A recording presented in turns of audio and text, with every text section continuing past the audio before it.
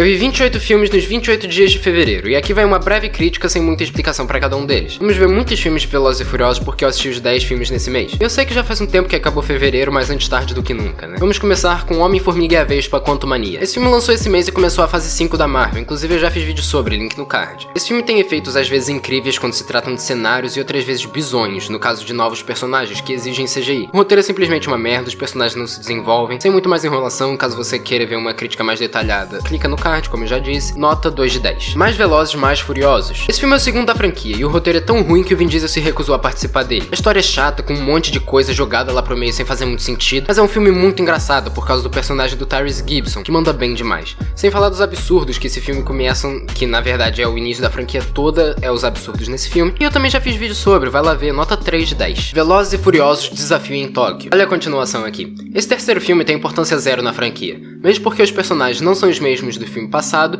é o terceiro filme lançado e o sexto em ordem cronológica, o que dificulta um pouco pra quem for ver os filmes sem saber de muita coisa.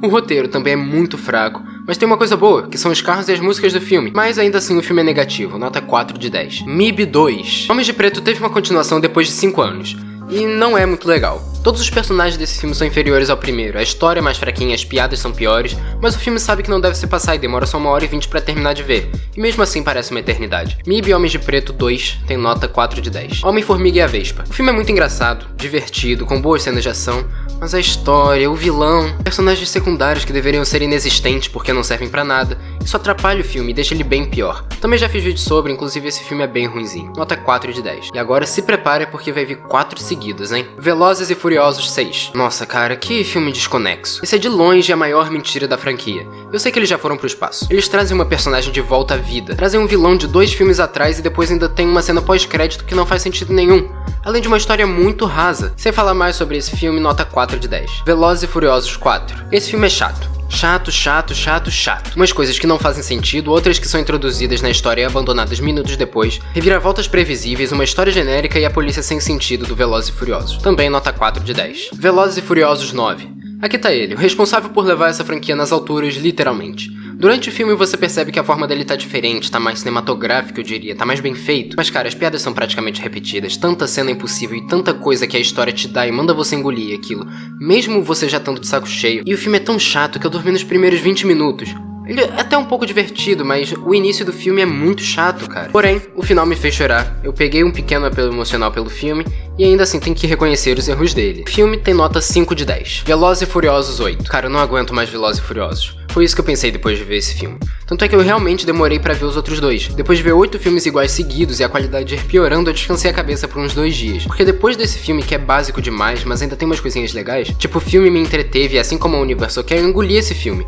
E ainda assim tô dando uma nota 5 de 10. Zumbilândia, Atire 2 vezes. O primeiro filme é muito engraçado e esse também, mas tem coisas em que o roteiro poderia se ajudar. Tem muita coisa ruim, e quando parece que tá ficando bom, ele volta a estaca zero. Sem falar dos efeitos, que tão bizonhos nesse filme. Na parte inicial, que toca Master of Puppets, você vê os zumbis tão muito mal feitos. Mas ainda assim, é muito divertido, não deixa de ser.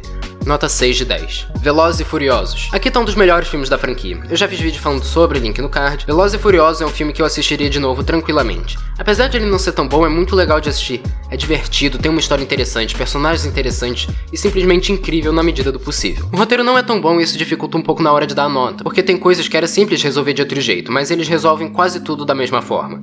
Nota 6 de 10. A Fera do Mar. Eu só assisti isso porque tá sendo indicado ao Oscar, e eu não gostei tanto. Essa nova era de animações em que temos Encanto, Luca, Red, A Fera do Mar, parece que as produções não se diferenciam tanto, no final é só mais um filme de animação que dá uma lição de moral, que você já tá de saco cheio de ver em qualquer outro filme meia boca por aí. Esse filme é lindo sim, a história é interessante e divertida? Sim também. Os personagens são muito bons?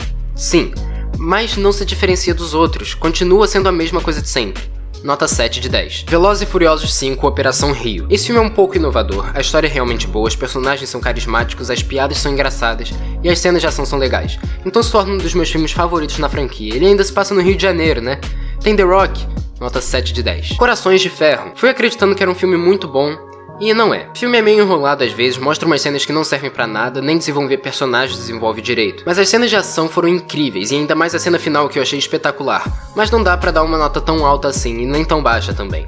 Então é por isso que eu dou a Corações de Ferro uma nota 7 de 10. Velozes e Furiosos 7. Eu prometo que tá acabando, tá? Esse filme é mais do mesmo, mas as cenas são, apesar de ser mentirosas, são mais legais, mais interessantes e divertidas. Mas esse é o último filme do Paul Walker, a despedida, a homenagem é muito triste e bem feita. É uma ótima parte emocional e que pega de jeito, então apesar da história não ser perfeita, eu dou uma nota 7 de 10. O Mentiroso.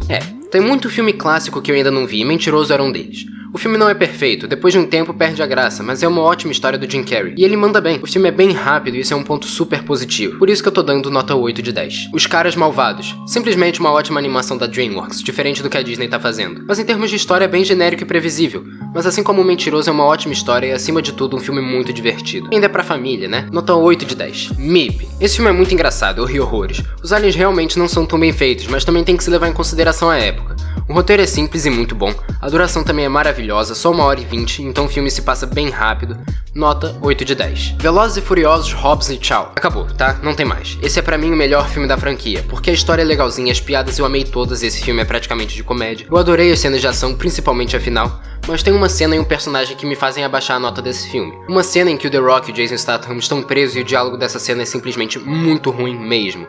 E o personagem é o vilão, interpretado pelo Idris Elba. Esse filme pra mim é nota 8 de 10. Titanic. Sim, eu nunca tinha visto Titanic, mas me surpreendeu. Eu não acho que seja um filme perfeito, bem longe disso, porque tem personagens que não fazem nada o filme inteiro e aparecem por muito tempo. Uma coisa que apesar de certa forma ser legal, me incomodou. No navio demora 1 hora pra afundar. Eu não imaginei que 1/3 do filme seria isso. Sem mais enrolação, todo mundo já assistiu esse filme mesmo. Titanic tem nota 8 de 10. Zumbilândia. Eu amei esse filme. Apesar de ter erros, como por exemplo a narração que é horrível em alguns momentos super invasivos, cenas que não precisavam estar no filme, mas é outro que pegou a minha risada de uma forma que não é de costume. E a música inicial é From Whom the Bell Tolls, do Metallica, tão boa quanto a do segundo filme que eu já mencionei. Então detalhes como esse, entre outros que não vou dizer pra não dar spoiler, faz esse filme ser muito bom e a crítica concorda.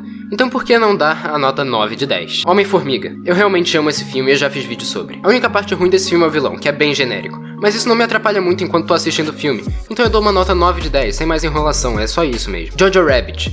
Esse filme é dirigido pelo Taika Waititi, o mesmo diretor de Thor Ragnarok, e o mesmo diretor de Thor Amor e Trovão. Então quando ele faz um filme a gente não sabe bem o que esperar. Mas Jojo Rabbit é uma obra-prima. Se não fosse cenas muito infantis que fazem sentido porque o protagonista é uma criança. Mas mesmo assim eu não gosto, e é isso. Nota 9 de 10. Tropa de Elite 2, o inimigo agora é outro. Eu ainda não tinha visto esse filme, mas é muito bom. Não chega a ser tão bom quanto o primeiro, porque a cinematografia continua me incomodando bastante, mas cenas inesperadas, a atuação do Wagner Moura e ótimos diálogos são pontos perfeitos do filme. Por pouco ele não é nota 10, continua sendo uma nota 9 de 10. Tropa de Elite. E aqui o antecessor. Esse filme tem todas as qualidades que eu já disse segundos atrás, mas um destaque pro desenvolvimento de personagens, que aqui nesse filme pra mim atingiu a perfeição. Até hoje eu nunca vi um filme em que os personagens fossem tão bem desenvolvidos, mas a forma de que o filme é gravado, a qualidade, realmente atrapalham a minha experiência. E por isso que não tá no topo da lista. Tropa de Elite tem nota 9 de 10. 1917. Esse filme não é nada demais, porque é mais um filme de guerra, mas assim como a sua maioria é um ótimo filme de guerra. A fotografia ganhou o Oscar, então eu nem preciso falar muito, mas além de um filme de guerra, é um filme emocional, sobre família de certa forma. É um excelente filme, que faz chorar. Mas não acho que seja um 10, então eu tô dando uma nota 9. Corpo Fechado. Gostei e gostei demais. É um filme de super-herói e você só percebe isso quase no final do filme. Os personagens são muito bons, as cenas são calmas e sem pressa de mostrar muito bem cada detalhe. E aqui nesse filme isso é positivo. O filme realmente me surpreendeu e me conquistou. Nota 10 de 10. A Baleia. Pronto, chegamos no topo. Esse filme eu não vou dar spoiler, é um daqueles que deveria ser indicado ao Oscar. Mas como não foi, ainda estamos torcendo para Fabelmans. Atuação perfeita, maquiagem impressionante, história magnífica e os personagens que precisa. O filme só tem 7 atores, sendo apenas 5 principais e secundários, um figurante e a versão mais nova de uma das personagens. Eu não quero falar muito mais, porque o filme tá disponível há pouco tempo, então corre pra ver, você não vai se arrepender e vai chorar muito. A Baleia tem nota 10 de 10. Acabou! Finalmente, 28 filmes em relativamente pouco tempo. Mês que vem tem mais, na segunda-feira após o Oscar tem também, porque esse ano tô vendo tudo que foi indicado ao Oscar, então posso dar a minha opinião sem medo. Mas e você? Já se inscreveu? Chorou assistindo a homenagem ao Paul Walker? Escreve aí nos comentários.